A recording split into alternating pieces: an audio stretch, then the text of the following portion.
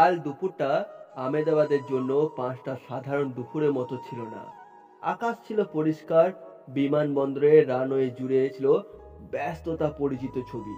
ঘড়ির কাঁটা যখন স্থানীয় সময় দুপুর ১টা ৩৮ ছুঁয়েছে, তখন এক বিশাল বোয়িং ৭৮৭-৮ ড্রিম লাইন তার ইস্পাতের ডানা মেলে মাটি ছেড়ছিল।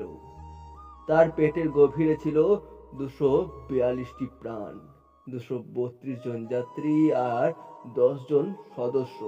তাদের গন্তব্য ছিল লন্ডন। কারো চোখে ছিল নতুন জীবনের স্বপ্ন, কারো মনে ছিল বিদেশে থাকা, প্রিয়জনের সঙ্গে মিলিত হওয়া আকুলতা।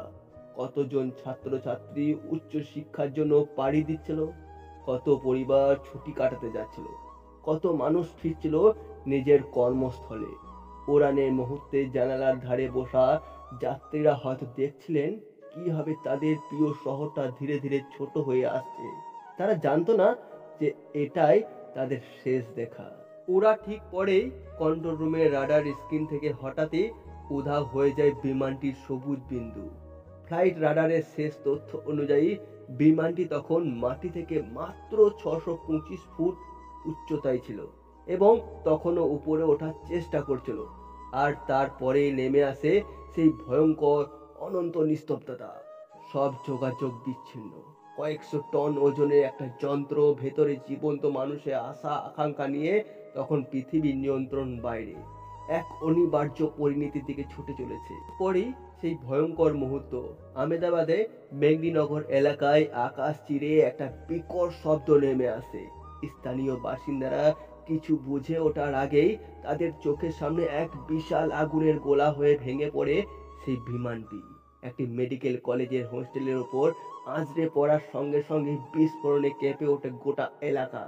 মুহূর্তের মধ্যে জ্বালানি তেল আর বিমানের ধ্বংসাবশেষ ছড়িয়ে পড়ে চারিদিকে। দাউ দাউ করে জ্বলে ওঠে লেনিহান অগ্নিশিখা। কালো ধোঁয়ার কুণ্ডলী এতটাই ঘন ছিল যে তা ঢেকে দিয়েছিল দুপুরের সূর্যকেও। সবকিছু এক মুহূর্তে গ্রাস করে নিল সেই বিধ্বংসী আগুন আর ধ্বংসযজ্ঞ। খবর পৌঁছানোর সঙ্গে সঙ্গে বেজে ওঠে সাইরেন। দমকলে একের পর এক গাড়ি, অ্যাম্বুলেন্স, জাতীয় বিপর্যয় মোকাবেলা বাহিনী জওয়ানরা ছুটে আসেন। কিন্তু ততক্ষণ যা ঘটার তা ঘটে গেছে। চারিদিকে ছড়িয়ে থাকা ধ্বংসস্তূপ আর আগুনের তীব্রতার মধ্য দিয়ে উদ্ধার কাজ চালানো ছিল এক দুঃসাধ্য লড়াই। বাতাসে তখন ভাসছিল পোড়া গন্ধ আর একরাশ অসহায় আর্তনাদ। স্বজন হারানো আশঙ্কা মানুষ ছুটে আসছিল ঘটনাস্থল থেকে। তাদের প্রত্যেকের চোখে ছিল শুধু একটাই প্রশ্ন, আমার প্রিয়জন কি বেঁচে আছে? এই প্রতিবেদন লেখার সময় হতাহতের সঠিক সংখ্যা নিয়ে সরকারিভাবে কোনো বিবৃতি আসেনি।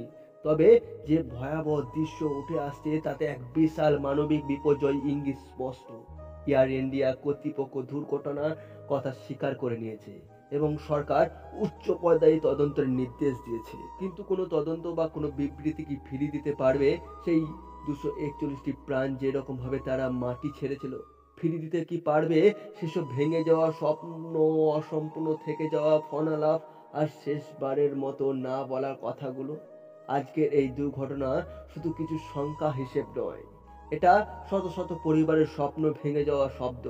এটা সেই সব মানুষের শেষ যাত্রা, এক করুণ ইতিহাস। যারা ভেবেছিল আকাশপথে তারা পৌঁছে যাবে নিজেদের গন্তব্যে, কিন্তু তার বদলে তারা হারিয়ে গেল আগুনের শেখায়। ভারতের অসামরিক বিমান পরিবহনের ইতিহাস আজকের এই দিনটি হয়তো কালো অধ্যায়ে থেকে যাবে। আজকের আকাশটা আর আগের মতো নীল নেই। আজকের আকাশ শোকের রঙে ঢেকে গেছে। যারা বেঁচে গিয়েছে তাদের প্রাণের জন্য ভবিষ্যৎ লড়াই করছেন, এবং যারা চলে গিয়েছেন তারা জানলেই না যে পৃথিবীতে যে তারা আর ফেরত আসতে পারবে না।